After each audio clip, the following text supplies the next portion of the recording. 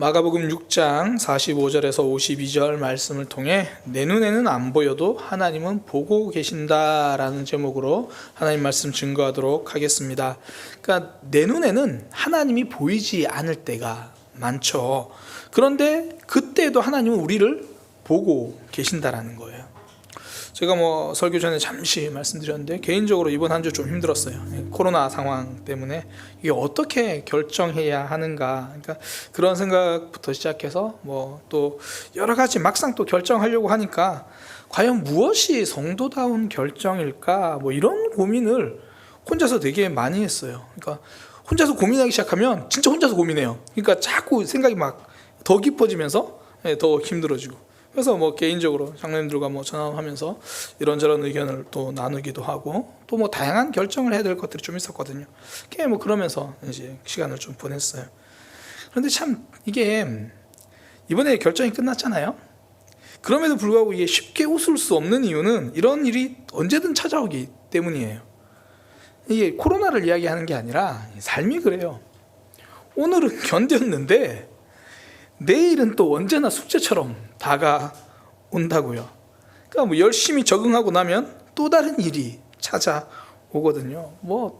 이 사람과의 관계 회복하고 나면 또 저 사람이 폭탄이 될 때도 있는 거죠. 제가 이전에도 한번 말씀드린 적이 있는데, 제가 학교 생활할 때 그랬어요. 꼭 학교 같은 반에 꼭 싫은 친구 한두 명 있거든요. 반만 바뀌면 정말 좋겠다. 바뀌었는데 그 반에 또 다른 친구가 또 있어요. 그러니까 이 친구 피하면 저 친구가 저를 위해 기다리고 있어요. 그러니까 이게 우리만 그런 건 아닌 것 같습니다. 오늘 본문에 보니까 예수님의 제자들도 그래요. 오늘 본문은 제자들이 이제 배를 타고 가다가 풍랑을 만나는 장면이거든요. 문제죠. 어려움입니다. 그런데 이 풍랑을 만나는 이 사건 바로 전에요, 오병이어 사건이 있었어요. 오늘 본문 앞에 보시면 그래요. 그러니까 예수님이 말씀을 잘 전하고 계신데 갑자기 문제가 생긴 거잖아요. 5천 명이 넘는 사람의 식사를 책임져야 합니다. 이게 갑작스럽게 음식 5천 명, 5천 명이 아니라 이거 50인분도 준비 못해요. 어렵죠. 근데 5천 명이 넘는 사람을 먹여야 하잖아요. 굉장히 사실 우리는 결론을 아니까 이거 해결됐다 그러지, 막상 문제로 이거 다가오면 눈앞이 깜깜할 거예요. 그죠? 우리가 주일날 생각해 보세요. 이제 식사할 수 있게 돼서 50인분 딱 준비했어요. 그날 갑자기 우리 교회 5천 명이 왔어요. 이거는 정말 그런 일이 있었으면 좋겠네.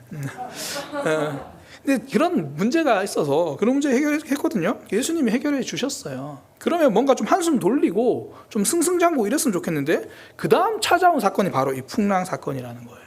그러니까 오늘 문제를 해결했는데 내일 또 문제가 시작입니다. 그러니까 시간이 늦어가지고 밤에 배를 타고 가는데 갑자기 바람이 불기 시작하는 거예요. 그래도 예수님이 먼저 제자들 보고 가라 그랬거든요. 그러면 좀 평안할 줄 알았어요. 문제 없이 잘 갈 줄 알았어요. 그런데 풍랑이 오죠. 힘겹게 가고 있는데 그 밤에 예수님이 찾아오시죠. 밤 사경이라고 하는데 대략 새벽 4시쯤 이렇게 보시면 돼요. 이게 로마의 시간 표기법인데 새벽 3시에서 6시 사이, 평균적으로 한 4시쯤 한참 어두울 때 예수님이 오신 거죠. 한참 두려울 때, 어두울 때, 외로울 때, 그때 예수님이 오셔서 도와주신 겁니다. 근데 이 사건에서요, 이 제자들의 모습과 예수님의 모습이 좀 대조가 돼요. 그러니까 제자들은 예수님이 그렇게 오시는데도 예수님이라고 생각을 못해요. 늦은 밤이고 물 한가운데 있으니까 누가 걸어오니까 유령인가 그러고 있다고요. 보니까 예수님이 지나쳐 가시려고 한다 그러는데 그 말은 가까이 바로 오셨는데도 여전히 유령인가 보다 그렇게 하는 거죠. 그러니까 힘들고 어려운 순간에 예수님을 못 알아보는 거예요. 그러니까 예수님을 보지 못한 거죠. 너무 답답하니까 하나님께 기도할 엄두도 안 나는 거예요. 하나님을 바라보지도 못하고 있는 거죠. 반면에 제자들이 이렇게 힘들어하고 그들끼리 좌절하고 있을 때 예수님은 그들의 모습을 보고 계셨다는 겁니다. 그리고 제자들에게 가시죠. 48절인데요. 바람이 거스름으로 제자들이 힘겹게 노젓는 것을 보시고 그리고 늦은 밤이라도 그들에게 가십니다. 그러니까 제자들의 눈에는 예수님이 안 보여요. 풍랑만 보이고 문제만 보이는 거예요. 답답함만 보이는 거예요. 그런데 예수님은 제자들을 보고 계십니다. 그들을 문제 속에 버려두지 않으신다는 거죠. 우리 눈에는 하나님이 안 보일 때가 있습니다. 어쩌면 하나님을 찾아야 되는데도 하나님을 못 찾고 있을 때가 있다는 거죠. 그 순간에도 하나님은 우리를 보고 계십니다. 우리를 찾아오고 계십니다. 그러니까 성도의 소망은요, 우리를 보고 계신 하나님이에요. 그러니까 우리는 하나님을 놓칠 때가 있죠. 아니, 많죠. 그러나 하나님은 우리를 놓으신 적이 한 번도 없습니다. 그러니까 하나님의 사랑은 기본적으로 일방적이에요. 그러니까 우리가 좀 놓쳐도 하나님 계속 일방적이에요. 우리가 보통 다짐하는 횟수가 넘어지는 횟수잖아요. 오늘 다짐하고 뭐 한 주간 보내지만 거의 한 주가 다 되지 않아서 넘어집니다. 그러니까 열심히 하나님 붙들겠다고 다짐하면서 금세 하나님 말씀이 막 버겁고 부담스럽고 막 도망가고 싶죠. 그런다고 해서 하나님 우리를 놓으십니까? 버리실까요? 그렇지 않다라는 거예요. 대부분의 진짜 사랑은요, 대부분 일방적이에요. 그러니까 부모와 자녀의 사랑을 보면 알 수 있잖아요. 이제 겨울철인데 겨울철 되면 복지가 필요한 곳이 사실 좀 생기죠. 복지 사각지대라고 흔히 이야기합니다. 그 중에 하나가 이제 혼자 사시는 할머니 할아버지들이 의외로 복지 사각지대죠. 왜냐하면 자녀들이 다 있거든요. 그리고 자녀들이 또 잘 사는 경우가 종종 있습니다. 그래서 이 복지 대상에서 제외돼요. 사실 자녀들이 잘 살아도 복지 지원받을 수 있는 길이 있습니다. 이 자녀들이 부모님을 돌보지 않겠다라는 그것 이제 그 증명이 되면 되거든요. 그런데 그 할머니 할아버지들이 그걸 이야기를 안 해요. 혹시나 우리 애한테 피해가 갈까 봐. 그러니까 자녀는 부모를 내몰라라 하는데 부모는 그 사랑을 놓지 않아요. 그러니까 깊은 사랑일수록 사랑은 일방적이에요. 하나님이 사랑이 그렇죠. 이스라엘 백성들이 하나님을 떠나도 하나님 결국 용서하시잖아요. 우리가 매주 하나님께로 돌아서고 하나님 잘 못 보고 있을 때도 하나님 우리를 계속 보고 계시거든요. 그러니까 인도해 주시고 붙들어 주시죠. 일방적이에요. 그러니까 지금 혹시 앞이 좀 답답하고 힘드십니까? 하나님은 그래도 우리 보고 계신다는 거예요. 우리는 문제가 둘러싸여서 하나님이 안 보이고 하나님 붙들기도 힘들 때 있거든요. 사실 정말 힘들면 기도하기 싫잖아요. 또 답이 없으면 나오긴 하지만 정말 기도하기 싫을 그럴 때 그때도 하나님은 우리는 두 손 모으지 않아도 하나님 우리 손 붙들고 계십니다. 그러니까 하나님 우리를 보고 계신다. 내 눈에는 하나님이 안 보여도 하나님은 우리를 보고 계신다. 그 하나님이 우리를 보신다 이 말은요 크게 두 가지 의미가 있습니다. 하나님 우리를 보신다는 건 먼저는 하나님도 아신다라는 거예요. 그러니까 우리는 내 아픔을 하나님이 모르시는 것처럼 힘들어할 때가 있거든요. 하나님이 이 문제는 잘 모르시는 것처럼 나 혼자 답답해할 때가 있어요. 그런데 하나님은 다 보고 계십니다. 그러니까 다른 말로 알고 계신다라는 거예요. 또 하나는 뭐냐면 하나님이 알고 계시는 것 넘어서 하나님이 보신다는 건 하나님이 하시겠다는 거예요. 그러니까 우리 삶을 보고 계신 하나님 두 손 놓고 이렇게 구경하시는 분이 아니라는 거예요. 우리 삶에 역사하십니다. 우리가 울고 있는 거 보고 위로해 주시는 분입니다. 그러니까 하나님이 보신다는 건 하나님이 하신다는 거예요. 그러니까 두 가지. 먼저 하나님이 우리를 보신다는 건 하나님이 아신다는 거고요. 또 하나는 하나님이 하신다는 겁니다. 먼저 하나님이 우리를 보고 계신다는 것, 그러니까 우리의 형편, 우리의 상황, 우리의 마음 알고 계신다는 거예요. 그러니까 예수님은 제자들이 풍랑을 만난 걸 보셨죠. 힘겹게 노젓 넣고 있는 것을 보고 계셨습니다. 그러니까 제자들의 배가 문제를 만났다는 걸 아시는 거예요. 그들의 힘으로는 버겁다는 거 알고 계시는 거예요. 그러니까 찾아가시잖아요. 다윗이 시편 56편에서 이렇게 노래하잖아요. 나의 유리함을 주께서 계수하셨사오니, 이게 내가 방황한 거 하나님 다 이렇게 세워보셨잖아요. 나의 눈물을 주의 병에 담으소서. 내가 울고 있는 그 눈물 모든 순간 하나님 그거 다 아시잖아요. 그리고 그 다음에 나온 말이 이것이 주의 척에 기록되지 아니하였습니까? 내가 나의 아픔들 하나님 다 이렇게 하나하나 기록해 두셨잖아요. 우리는 흔히 이렇게 하나님이 기록하신다 그러면 보통 염라도 대왕처럼 생각하면 우리의 잘못만 이렇게 기록해 놓은 것처럼 벌 주시는 분 이렇게 생각하는데 아닙니다. 또 하나는 그러면 하나님 우리 상 주시려고 잘하는 것만 기록하고 남겨두시는 분, 잘하는 거 기록하시겠죠. 그러나 그것만 기록하시는 분이 아니라는 거예요. 오늘 성경에 보니까 우리의 아픔도 하나하나 눌러 적으시는 거예요.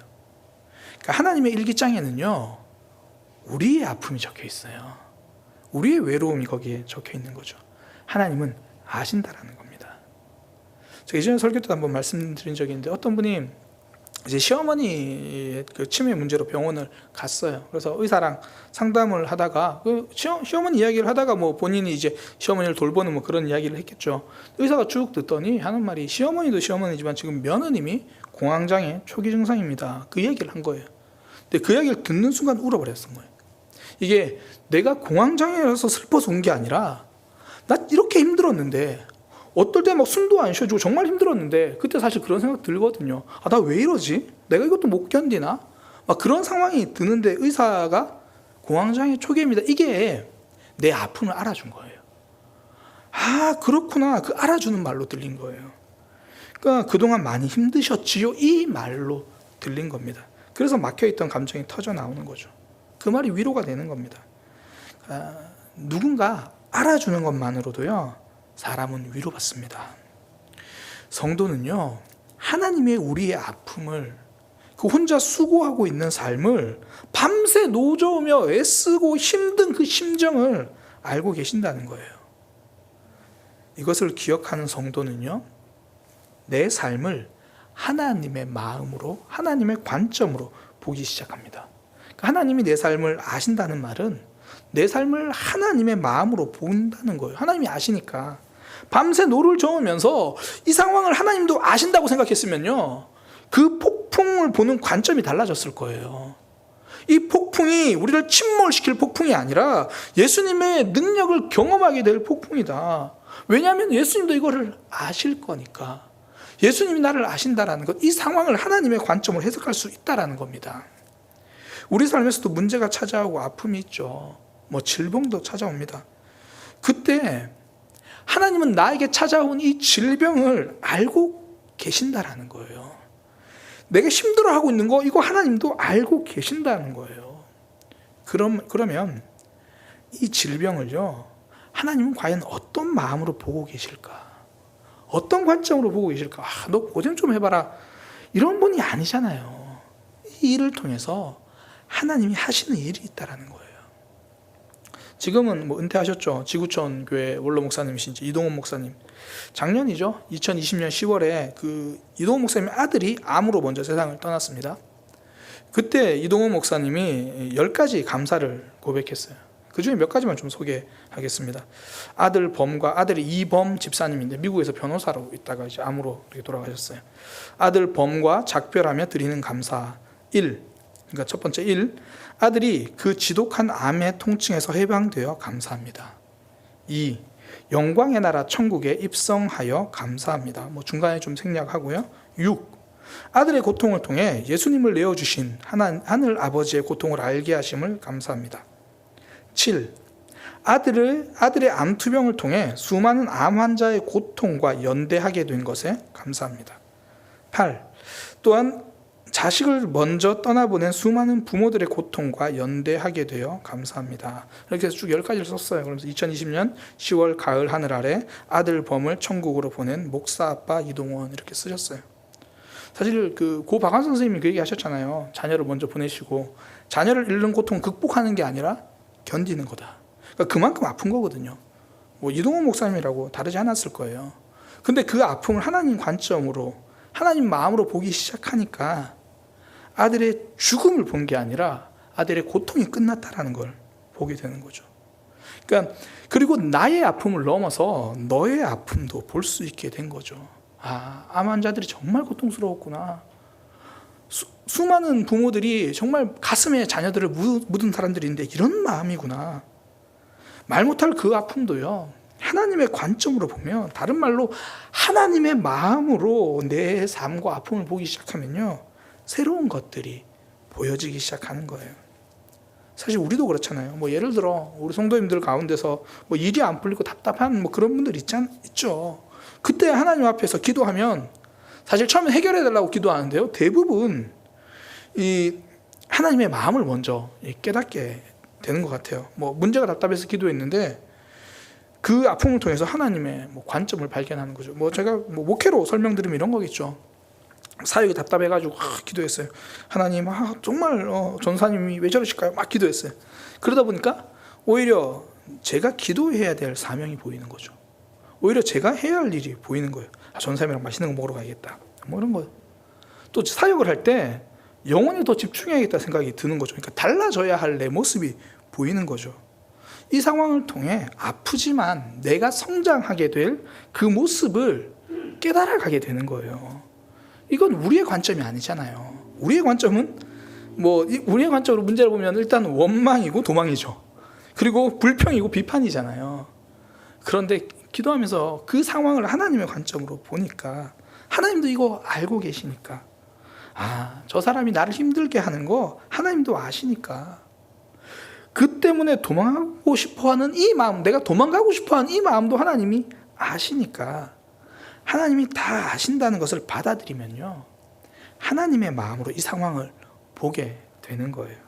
그러니까 관점이 달라지면 모든 삶이, 심지어 아픔까지도 디딤돌로 보입니다.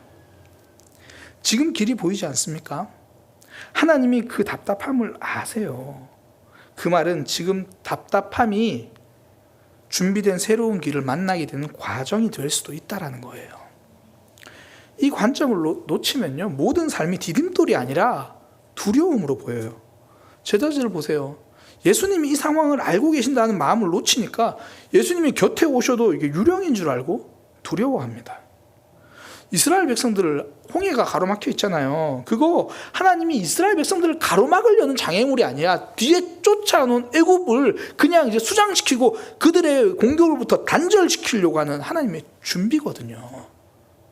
하나님의 관점으로 보는 것, 하나님의 마음으로 나의 삶을 보시기 바랍니다.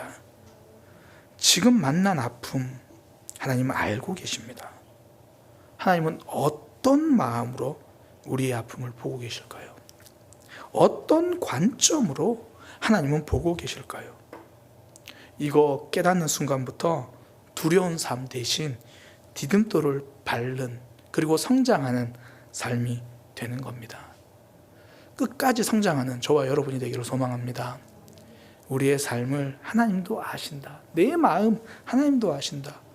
나의 상황을 하나님의 관점으로 볼 수 있는 믿음의 백성 되기를 소망합니다. 두 번째는요, 하나님이 우리의 삶을 보고 계신다는 말은 우리의 삶에 역사하신다라는 말입니다. 그러니까 하나님은 우리의 아픔을 보고 두 손 놓고 그냥 구경하시는 분이 아니라는 거예요. 우리의 삶 속에 역사하십니다. 우리가 기도하는 것을 보고 계시기에 응답해 주시는 거예요. 우리가 예배하는 것을 보고 계시기에 은혜 내려주시고 회복시켜 주시는 거예요. 하나님이 보신다는 것은 하나님이 하신다는 겁니다.